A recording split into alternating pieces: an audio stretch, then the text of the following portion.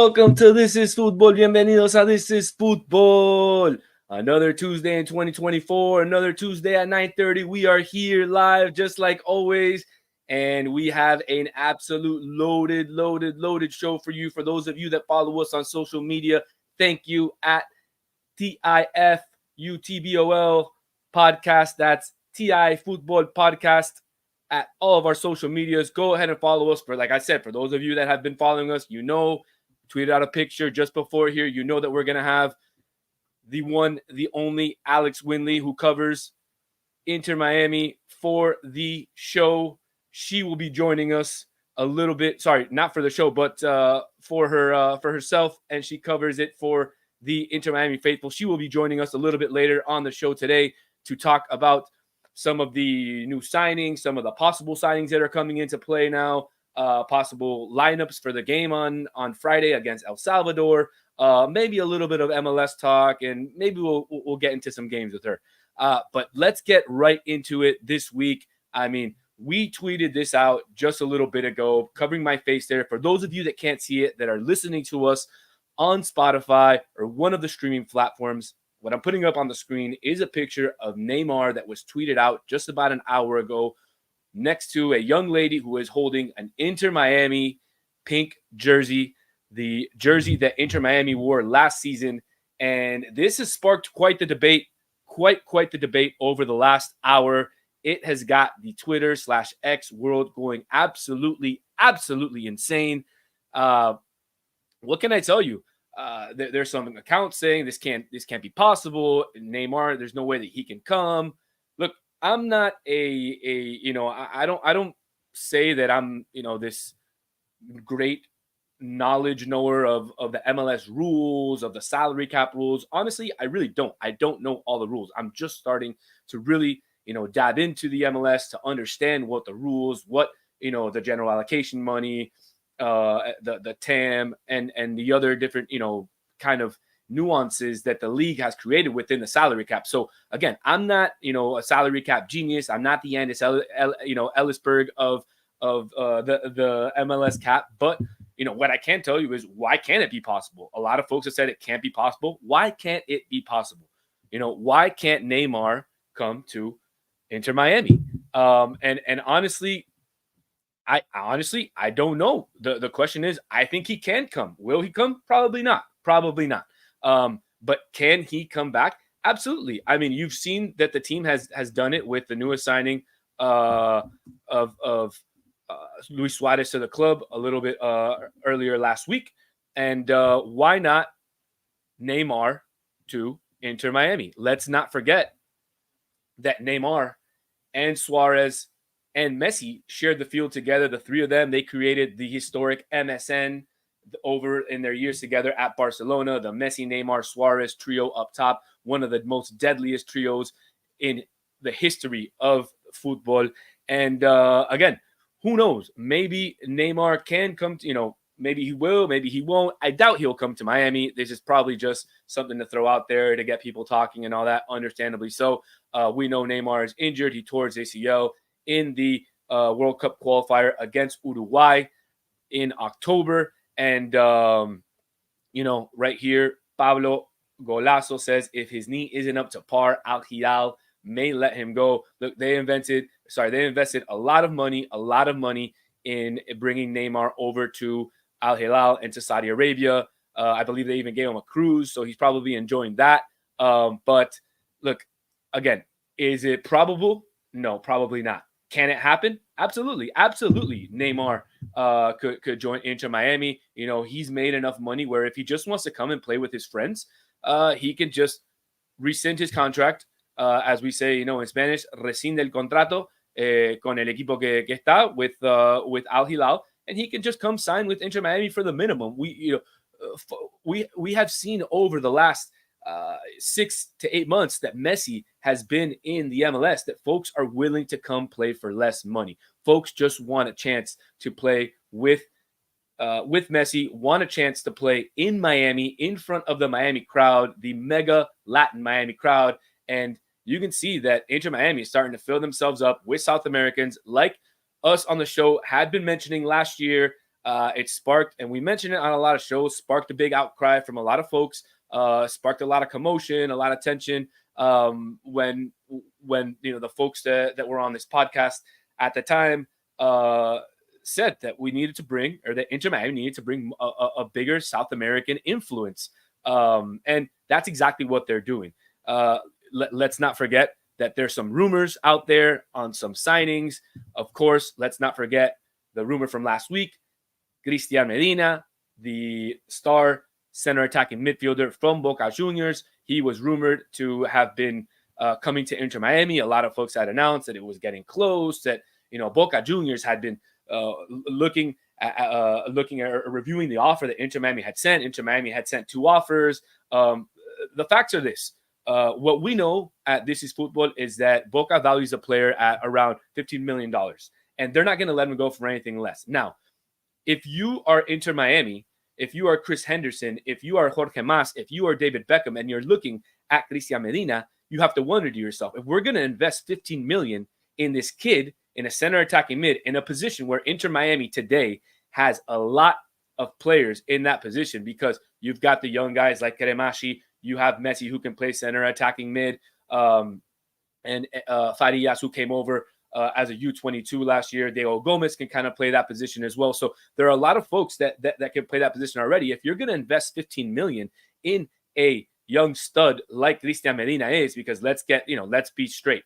The kid's a stud. The kid is absolutely the sauce. And if he comes, if Inter Miami were to get him, I have no doubt that he would excel on this team, especially around the large South American presence that the club has created on the field, in the locker room, and really within the stands as well. So, again, if Cristian Medina were to come, fantastic. I think it's just pure smoke, as like we say in Spanish, puro humo. But that was the flavor of the week. Right here, Sebastian Spagnuolo, thank you for joining. I know that you join us every week. Thank you so much, Seba. Got a chance to meet Seba at one of the games last year. Awesome when I go to the games that, if you all see me out there, definitely come say hi, take a picture. If I got some merch, I'll definitely hand it out to you. I'm all about creating a community here, and absolutely thank you for meeting. But Seba says he doesn't like Medina. He thinks Palavecino is a better fit for the roster, but center back is due already, and Inter Miami needs one with experience. Absolutely. Kevin Osorio also says Inter Miami needs a center back. Steve Munoz, Don Cafecito, what's up, man? What's up? Many are also thinking Gressel will play more as a midfielder. We are stacked at that position. Look, I've been told from a lot of folks within the organization, a lot of folks that have a lot of contact within the organization, that Tata Martino is most likely going to play a 3-5-2 this year. Obviously, it'll transform into a 5-3-2 on the defensive side, but as the team attacks, expect Jordi Alba, expect Franco Negri if he stays, Noah Allen, who plays on that left flank. On the right flank, expect the newly acquired Julian Gressel. Expect also possibly one of the young guns, one of the new homegrowns, who we're going to talk about with Alex when she joins us here shortly. Who I want her to give us some opinions on some of these young homegrowns who the team had signed in Israel Boatwright, the Dominican international, and also with Tyler. I believe it's Tyler Allen. Both of those folks, both of those players signed. We will talk to Alex about them shortly. But yes, Seba brings up I want to say the new flavor of the week, el humo de la semana, no, el humo de la semana, the smoke of the week, essentially. And that is none other than Agustin Palavecino. And he is the new guy that everybody has been tweeting about, who's been linked to an Inter Miami offer and all that. Let's get things straight. Who is Agustin Palavecino? Agustin Palavecino was born in the outskirts of Buenos Aires. He currently plays for River Plate in Argentina. He got his career started with Platense. He actually got his career started playing indoor soccer at the age of 4, which is pretty interesting, and actually very common in South America. You learn to play indoor soccer, futsal, before you get onto the fields, and that's why South American players are extremely technical. Probably not the most physical in terms of the fastest players in the world, but absolutely definitely physical in terms of strength and playing with absolute physicality. But like I said, exceptionally technical. And that starts at a young age and playing futsal at a young age. So he got his career started at Platense. He made 101 appearances, 8 goals. And then one of the well-known media people from that also follows Inter Miami. That's Javi from Lemon City Live. He tweeted out that he also played at Deportivo Cali in Colombia. He played there a couple years where he had 60 appearances and 16 goals. And he's currently been at River since 2021, where he's appeared roughly 46 times. Not roughly, he's appeared 46 times and he's had 5 goals. And so that's really where we sit today with the Agustín Palavecino in terms of the offer. I'm not really sure what the offer is. I'm not really sure, what Inter Miami offered to get him, but we will see. Again, there, Steve Munoz says River fans think he's a donkey and are so excited with the idea of him leaving. Not a good first impression if he lands Miami. Steve, I agree with you. I think it's not a secret. Inter Miami needs a center back. And let me assure you, Inter Miami is trying their hardest to acquire a center back. I've been told that Inter Miami is looking to acquire a center back from the MLS, a player that has played or has been playing in the MLS, most likely through trade. But keep your eyes out because, again, with the departure of Nico Stefanelli, with the possible departure of Coco Jean, with the possible departure as well, and we'll get in this with into it with Alex as well in a little bit. The possible departure of Gregory, that would open a few, a couple of international spots, and so it's very possible that Inter Miami could be trading for a center back that that could be an international center back. So right here, Kevin Osorio, again, thank you for tuning in, Kevin. He says, can we get González Pires back? Could that be a thing? No, Kevin. Unfortunately, River Plate exercised the option on Gonzalo Pires' contract. So if you remember, Inter Miami had loaned him out for 1 year with the option to buy. They went ahead and they and again, a steal of a deal because he played fantastic, a lot better than he had played for Inter Miami. He played a lot better for River Plate than he had for Inter Miami the prior year. And so they made a huge deal. And for them. So Gonzalo Pires is out of the question right now. Steve Munoz says Javier Arriaga from Seattle was mentioned in the grapevine. Absolutely. And that's why I think Inter Miami is right now holding steady on acquiring that center back. And that's because they need to free up a couple of international spots. They need to free up a couple of other spots and kind of do a little bit of roster shuffling. Let's not forget, and I can put up an updated roster here, but let's not forget that Inter Miami, they are going to be playing 3 competitions. So they need to load up, 4 competitions. So they need to load up. They'll be playing CONCACAF Champions League, the MLS Cup, Leagues Cup, and also they'll be playing the US Open Cup. Let's not forget, there's Copa America in there. There's Euro Cup mixed in there. There's also some friendlies. There's also some international FIFA days. So there is a lot of things and a lot of tournaments going on in 2024 that could affect the lineup of Inter Miami. And so therefore, I think it's clear. And I believe that Chris Henderson mentioned this last week, that the team wants to have 2-3 players in each position so that they can rotate players and they can have players to be able to rotate, play different formations, different positions. And that could lead to some players who we would normally see playing up top, like a Robert Taylor, possibly playing maybe a right wing back in some games if the team were to cut ties with DeAndre Yedlin.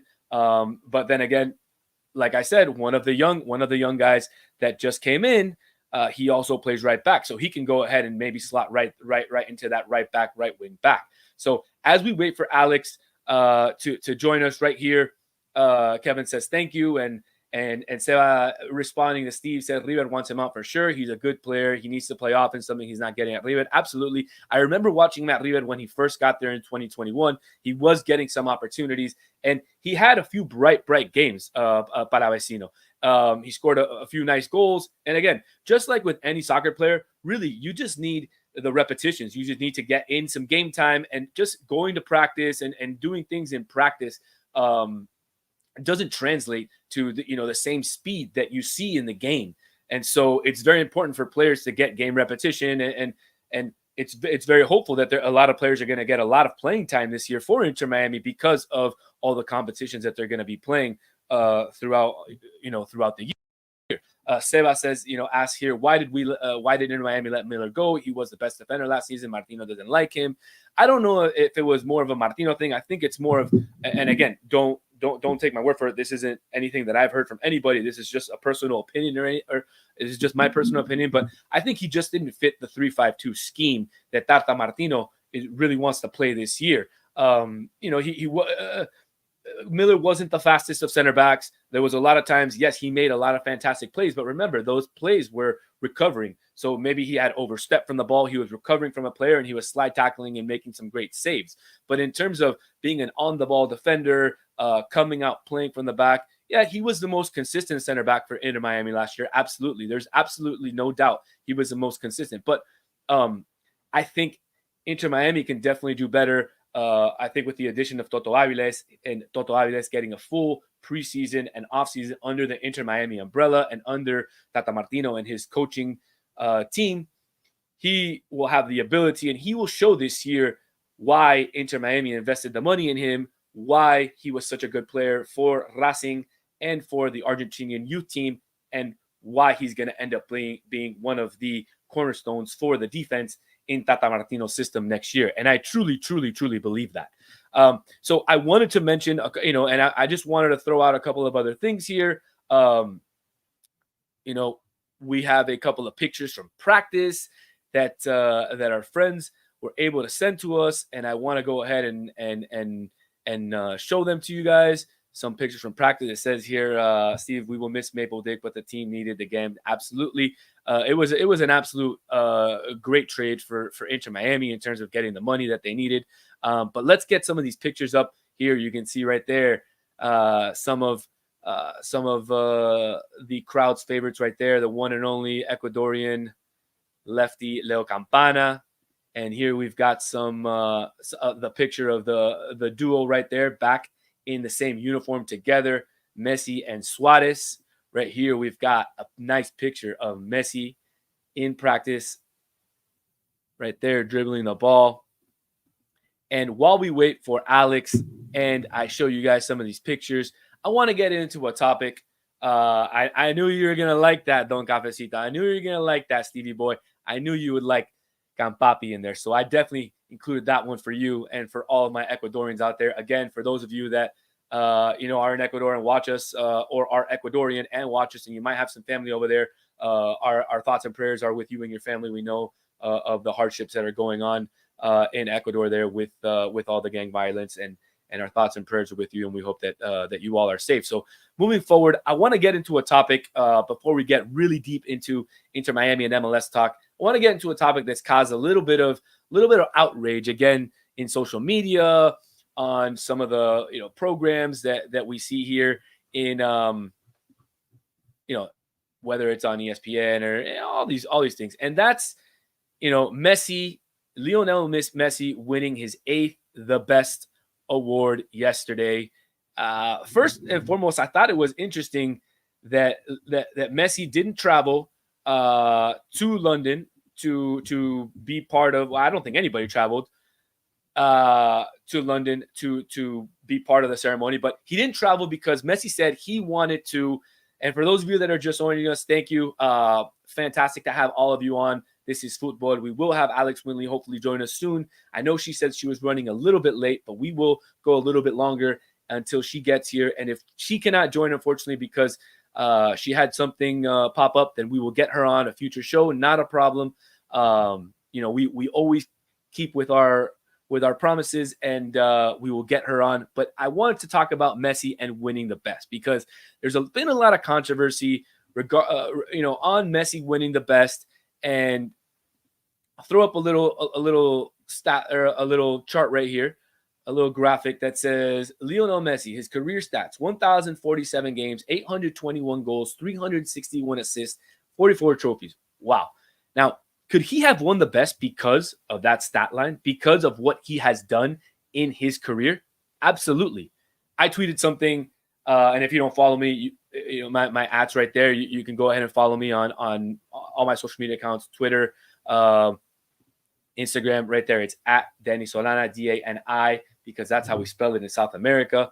Danny Solana 5. Follow me. But I tweeted the other day, fitting that our good old friend Alvaro Yusti right here, Danny Shelby, absolutely, that's what you want to call me. That's what you want to call me. But so, Messi wins the best, and a lot of controversy comes with it. I tweeted out, we all know that Messi won because he plays for Inter Miami, obviously, right? I mean, we all know that. But really, the controversy stems because the award is supposedly supposed to be given to the player who plays the best between August of 2022 or September of 2022 and August of 2023, or whatever the year was, or whatever it was.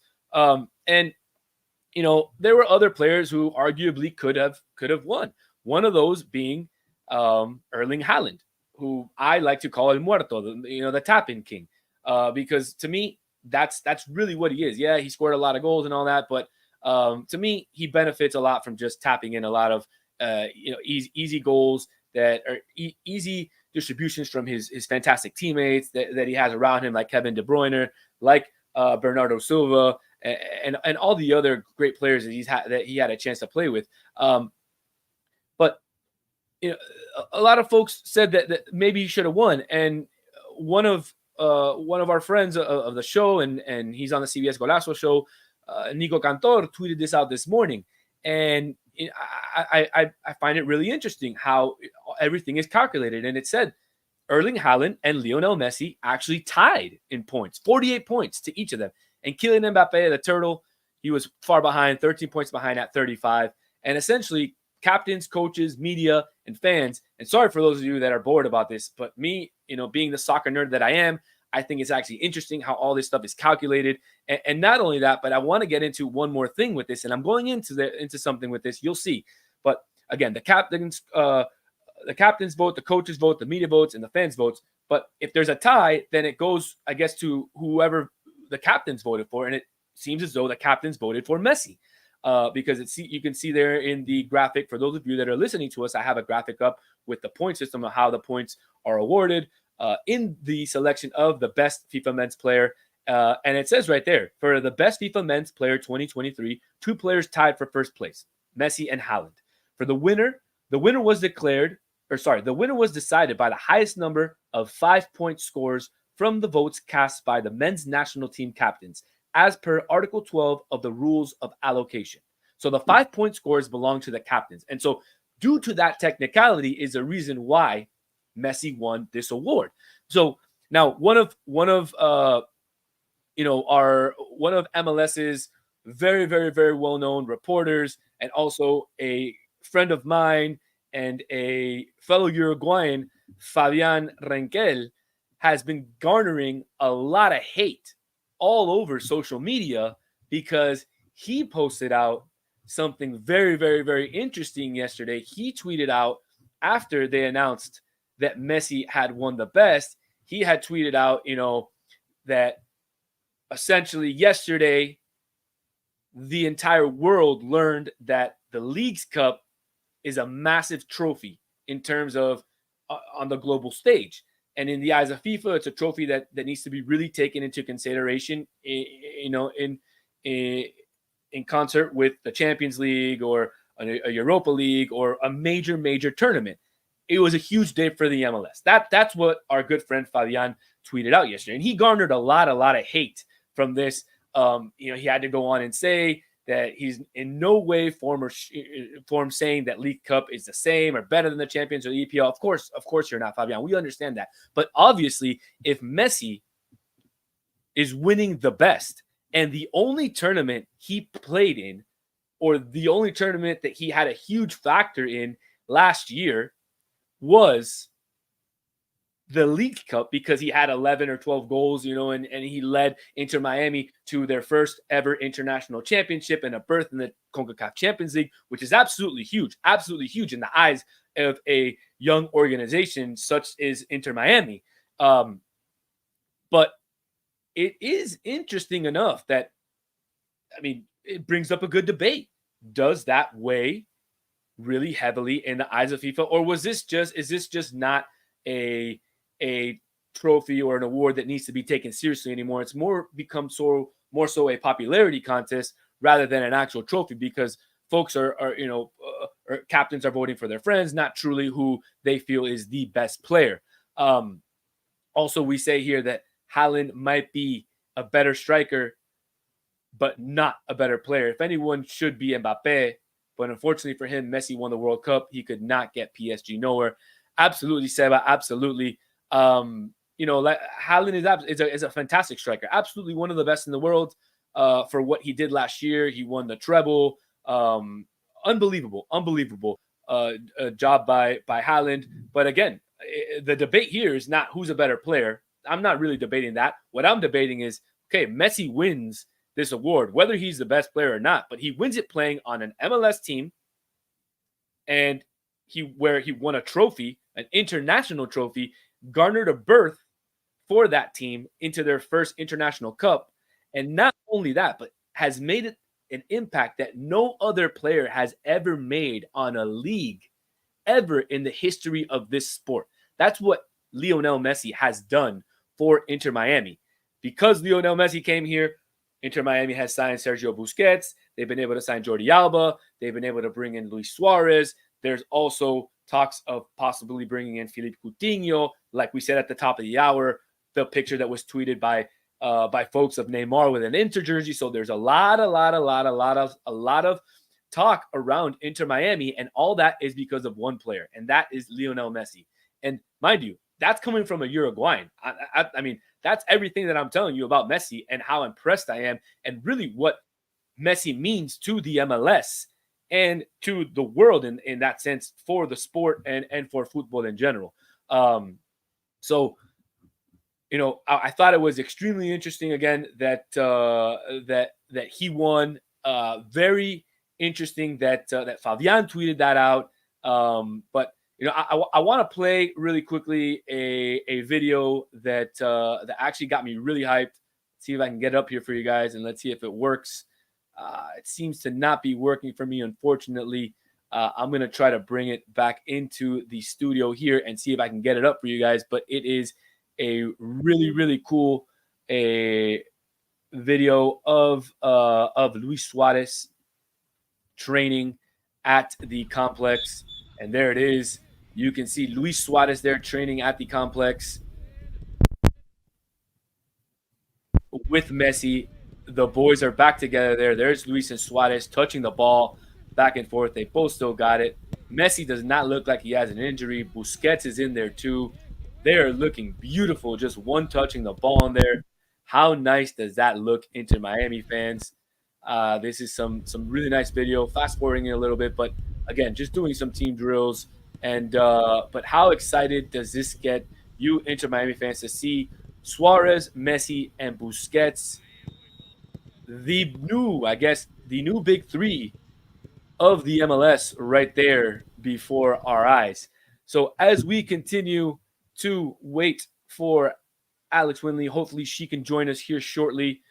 I will continue to talk about the MLS, Inter Miami, some other things that we have coming up this week. Let's not forget that Inter Miami will play this Friday against the national team of El Salvador. The game will be broadcast on MLSsoccer.net. I believe that is what was tweeted out earlier today. That is MLSsoccer.net. That's where it will be. It will be broadcast. I will confirm that for you all right now. If you are still there in the comments, definitely interact with us. Throw out some questions.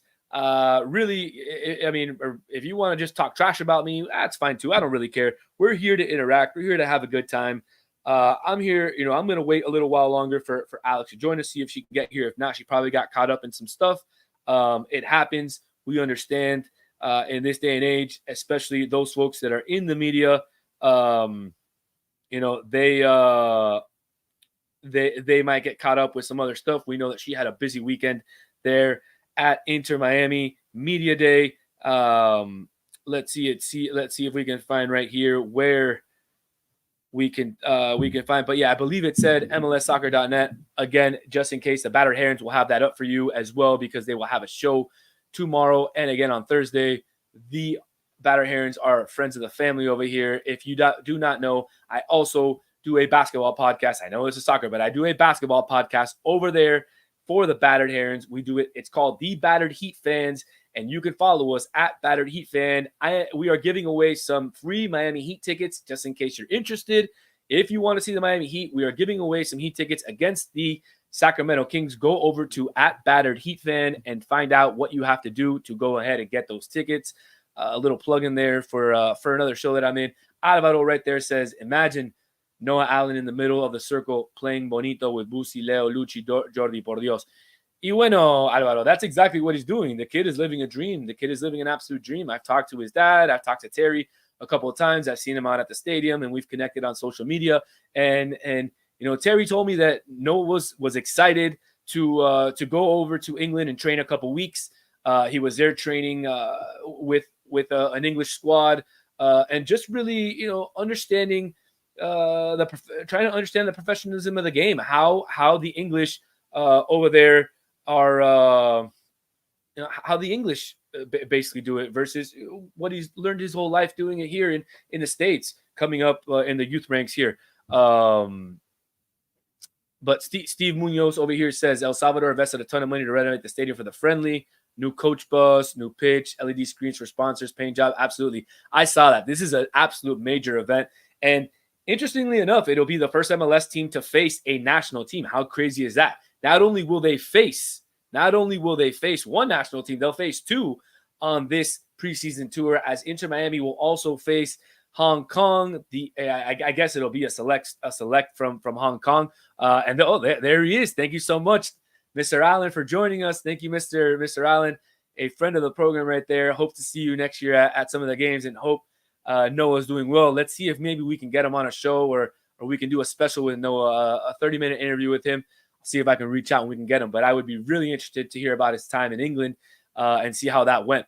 And Pablo right here says, if they're mad about Messi, they're going to go crazy when Suárez gets MLS Newcomer of the Year. Well, Pablo, I'm going to tell you this. During Suárez's post-conference the other day, somebody asked him a question about how many goals he was going to score or something, and all Suárez said was he had a number in mind. And that's all he said. He wasn't going to share the number. It was something personal. I think it's somewhere in the 20s. That's just the way I think, by how I've seen Suárez play, the way I see him train, the way I see him take care of himself. That's my guess, somewhere in the 20s. I really hope so. If you don't forget, last year we had a friendly bet on the show where Nico had said that Joseph Martinez is going to get to 15 goals, and I don't think he got to that. So we would have to hope that Suárez is going to top at least that 15, if not get to 20 goals. And I think that with Messi, with Suárez together, I think we will see that the dynamic duo are back together, back at it again.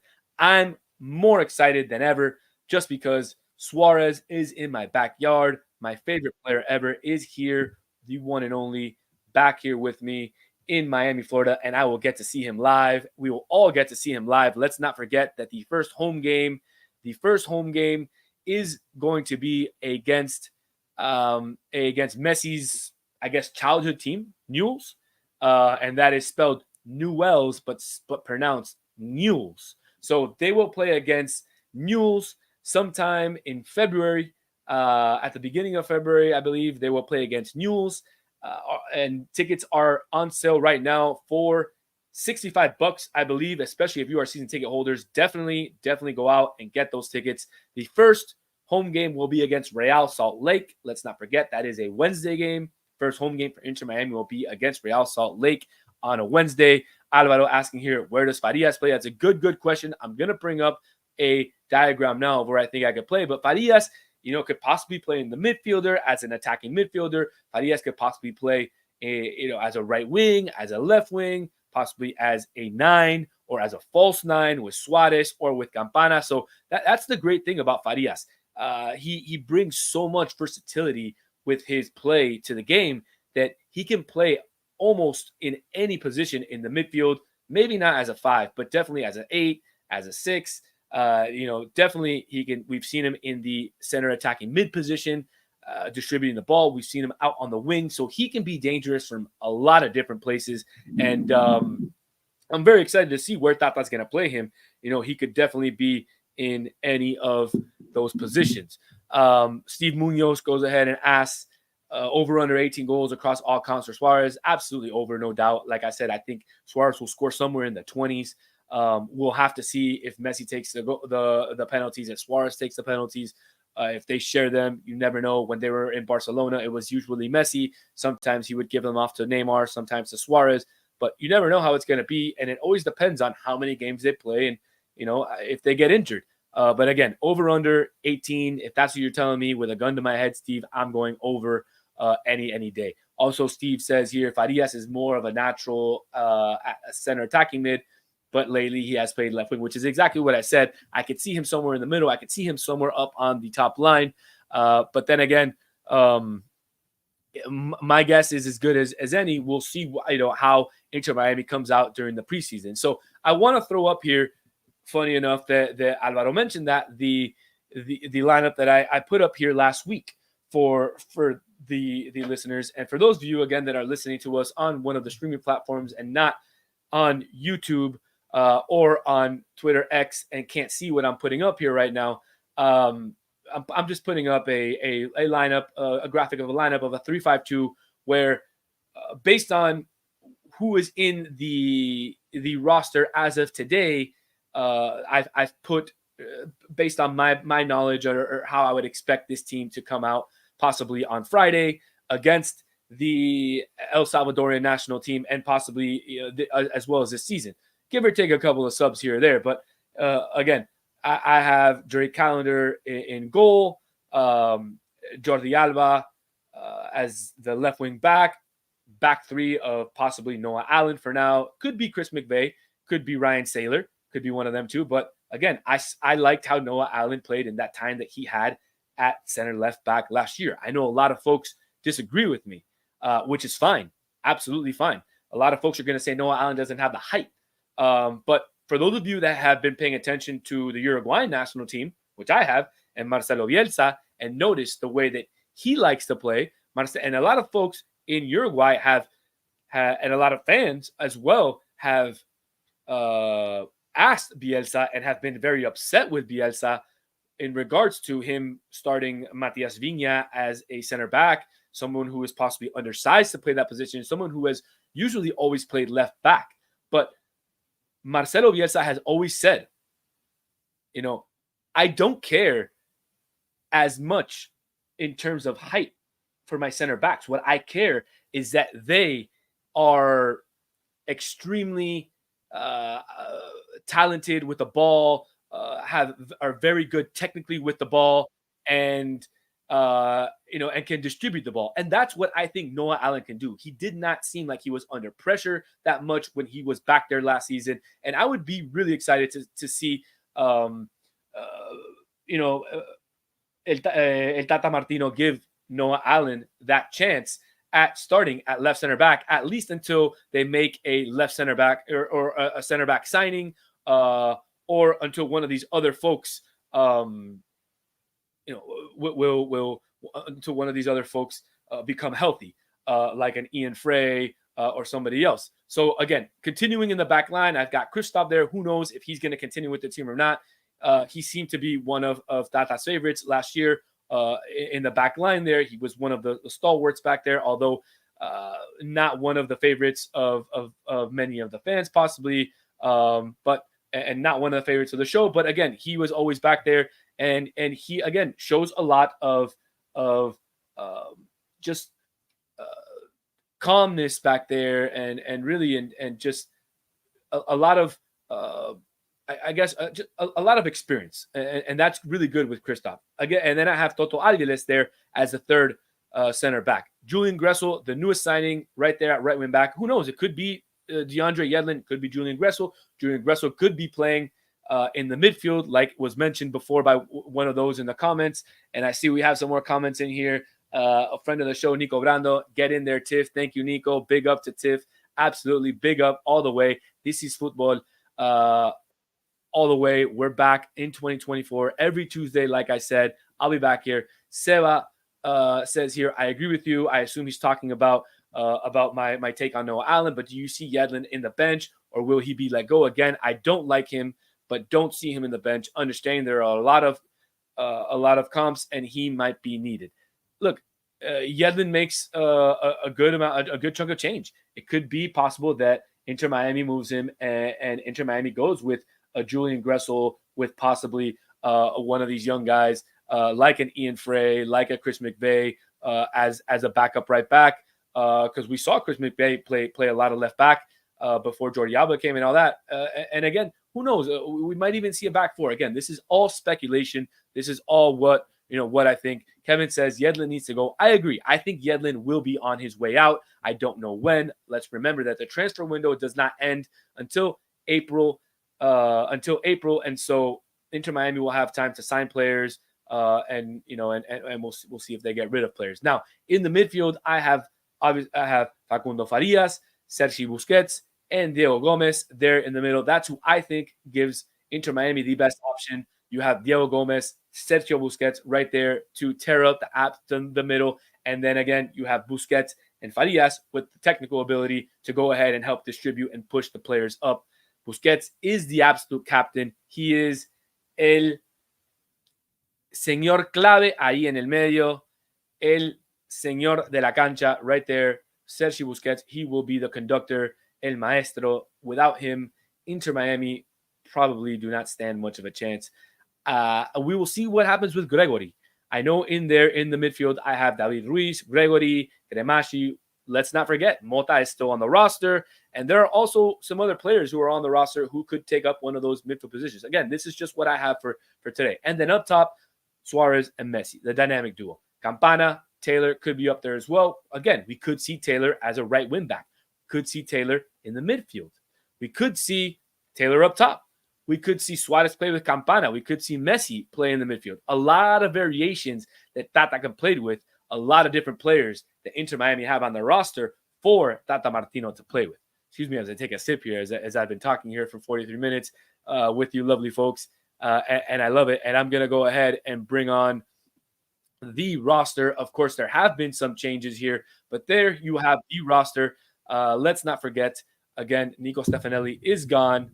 And we have some changes here, but I do see now that Alex has joined us there in the waiting room. So I will bring her on now in a couple minutes so we can discuss some of the wonderful topics that I know that you have been waiting for her to discuss. So without further ado, let's bring her on. It's been a long time coming.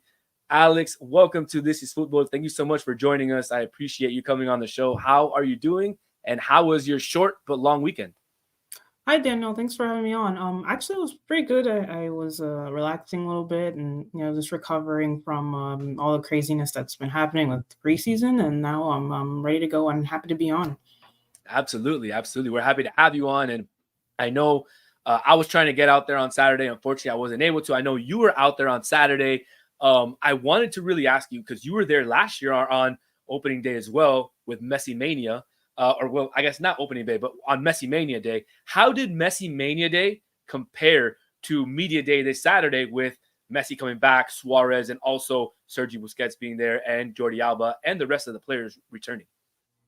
Honestly, first I want to say it's honestly a shame that a local reporter, journalist like you, Daniel, just couldn't get in, because I think that's the one thing that us writers have in solidarity, is that just you need local writers, and the foreign media, Argentine and South American media is great, but you need people like you coming into the press box and whatnot. Just want to get that out there.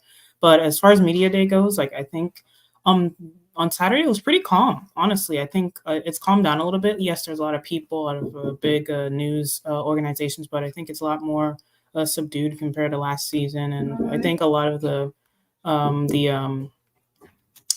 press is ready for what's to come, and everything that's going to go on. And I know there's a lot of, anticipation, but it really felt like, especially with Suárez in his press conference, he felt very, like he's here to win and to compete. And yes, there's a lot of media and the excitement is there. But at the end of the day, I really felt like these guys were here to come and continue to win trophies.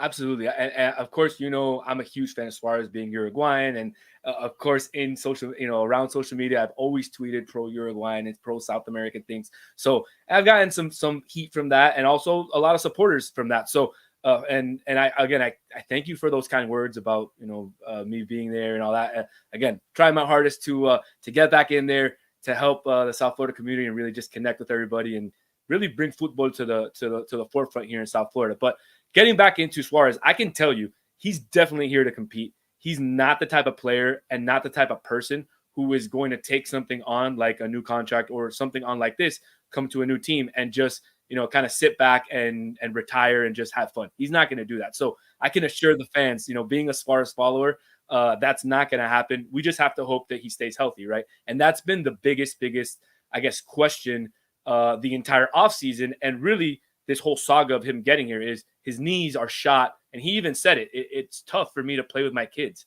So have you heard anything or did you hear anything, especially on Saturday, where he mentioned something about his knees or how he's feeling? Yeah, a couple of journalists actually asked him about that, and Suarez said he's fine. He said he's fit and that his recovery is nothing more than just a quick couple of physio trips, something that's that every player goes through. So he doesn't really have to do anything special.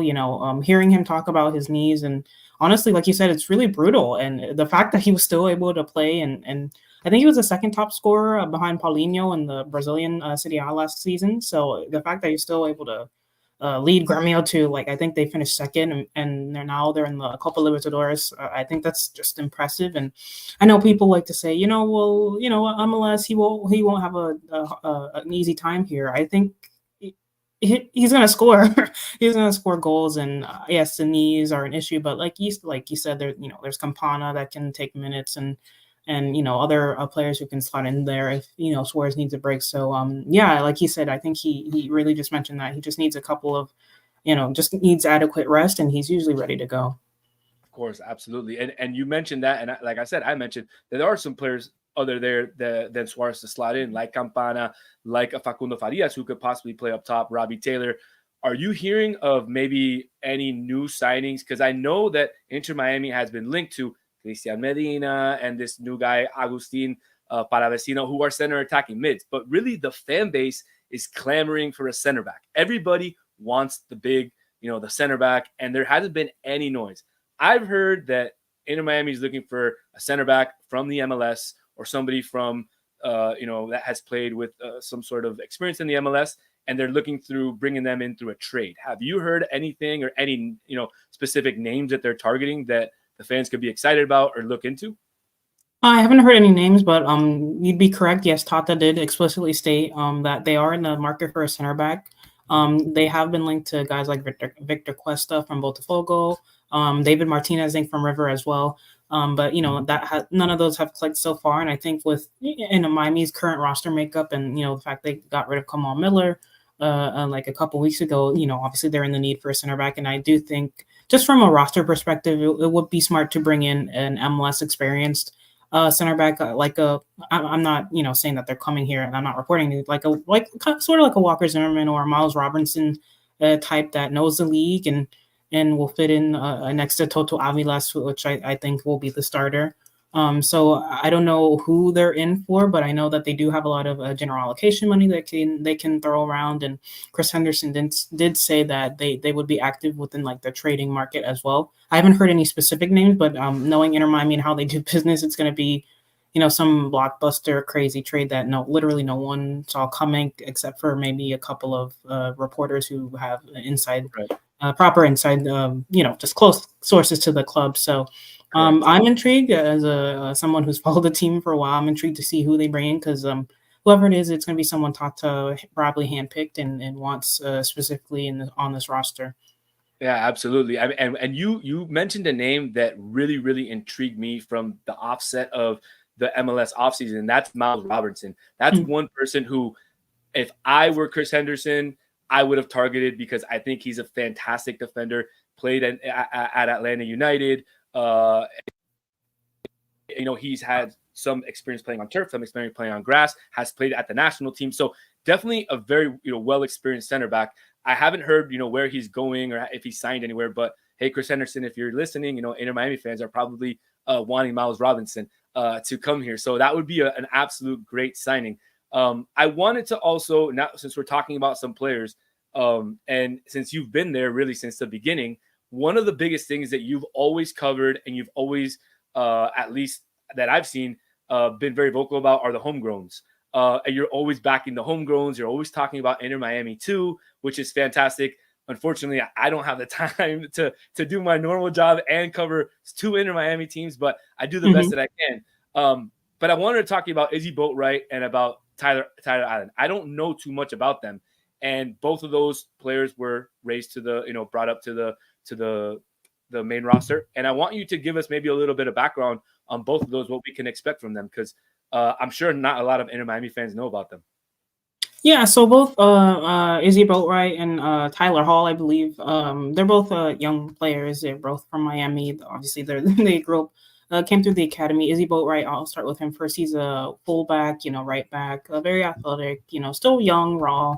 Will obviously be probably the ideal backup for Yedlin. I know Yedlin plays a lot of minutes, and he's a pretty physically fit player. But with the amount of games Miami will play, he will have to be rotated at some point. I think Izzy Boatwright is the perfect athletically inclined young player that can just get up and down that right flank. When Messi is on the pitch and cutting in and basically free roaming, he'll be able to cover that as well. For Tyler Hall, he's a center back. He's I think about 5'10", so he's a little undersized, but there's been some great center backs over the decades in football. Fabio Cannavaro, Gary Medel, who's played at the center back role, and they were good when they were in their prime. Cannavaro, literally captained Italy to the World Cup in 2006. So it's not necessarily his height, but he's a great player. Captain the U.S. Youth National Team under 17, I believe.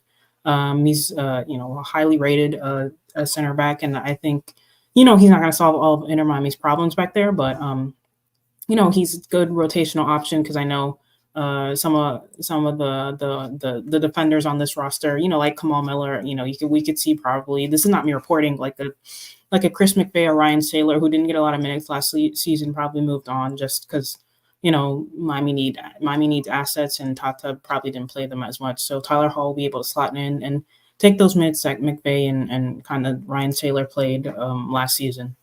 Absolutely, and I think it's key. I like that you mentioned that he's a not an ideal height for a center back, because before you got on, I was talking about Noah Allen and how he played some pretty decent minutes at left center back last season for Tata, and how Marcelo Bielsa, the coach of Uruguay, had just mentioned a lot of backlash at him because he played a couple undersized center backs as well. And Bielsa says, I would prefer to have an undersized center back, but somebody who's more technical and can come out playing, than a guy who's just very tall and is not as technical with the ball. So I'm almost curious, and of course, I've never asked Tata this. I would love the chance to ask him, but I'm almost curious if Tata believes in the same strategy where he doesn't care too much about the height of the center backs as long as they're technical with the ball and can come out playing. And that's just what I think. So I'd be curious to ask Tata. If you get the chance at one of these days, I would love for it if you could ask him. That would be great. So I mean, I don't know what you think if that would be as well, but I think Noah Allen could be an excellent piece back there. I thought he was fantastic when he played center back. The minutes that he got there, and his 2 weeks in England earlier this offseason could only add to what he could give this season. So I'm really excited about the young guys. I know you are too. Also David Ruiz and Benja Kermashi now with the U23s. That's fantastic. Really, what Inter Miami has done, I think, over the last 18 to 24 months, no MLS team has done ever. And you've been there to cover it all. So I thank you so much for being there to covering it all. And really for being a voice for young people who want to get out there. My brother's also in media, and he started young and he put his time. So I appreciate it. You put your time out there, and you do a fantastic job. And I thank you so much for everything you do. So before I let you go, though, I want to play my new game that I like playing. I don't know if you got to see last week, but I want to know, is Alex Windley a choripan or a milanesa al pan type of girl? Choripan. Neither. Choripan. Okay, choripan. So last week we had a couple of fans on. Both of them went choripan. I said milanesa al pan. Alex Windley is a choripan kind of girl. I will let you go ahead and plug all your stuff in. Go ahead, Alex. Do your thing. Yeah, so you can find me on my Substack, the Herons Nest.substack.com. That's basically where everything is right now. That's basically where everything is right now at the moment. Also, you can find me on Twitter, X, at AAW_1998, where I basically tweet out every single news and item and any development or any opinions analysis from Inter Miami, basically. Awesome. Well, thank you so much, Alex. You have it right there. Like she said, follow her at AAW_1998 for absolutely all of your Inter Miami insights and information. She's got it all for you there. Thank you so much, Alex, for coming on. I appreciate it. And I hope to see you out there this season. Yes, thanks for having me on, Daniel. I really appreciate it. Love talking with you. Absolutely. Thank you. Bye-bye. All right, guys. So that was Alex Windley. She's absolutely fantastic covering Inter Miami for La Familia and for all the Inter Miami fans that are out there. She does a fantastic job writing as well. Go ahead and check out her Substack. I definitely check it out after she posts every single one of her articles out there. So definitely go and read her articles. Fantastic insight. Once again, thank you so much for staying on with us. The 57 minutes. I know I told you guys I was going to try to go around 30 to 45. Luckily, we got Alex Windley right there in at the end of the show after we went about 30 minutes, which was fantastic to have her on. We got a lot of information on Inter Miami. For those of you that are just tuning in, don't forget to subscribe on X, Twitter, Instagram at TI Football Podcast. Don't forget to subscribe on this YouTube. Don't forget to subscribe on all of our podcasting streams, and hit the little bell, the notification icon right there. Hit the little bell so that way you'll be notified when we will come out with something new. We do have a special broadcast that will be coming out later this week. I will be taping with somebody special tomorrow afternoon, and I will get that video out to you Thursday or Friday this week. I hope you guys are ready. He's got some facial hair. We'll see who it is. But like always, love seeing all you guys in the comments. And I love that all of you participate on these shows with me. I hope to see you again next Tuesday. Be on the lookout for that special podcast this week with that special hairy man. And I'll see you again next Tuesday. See ya.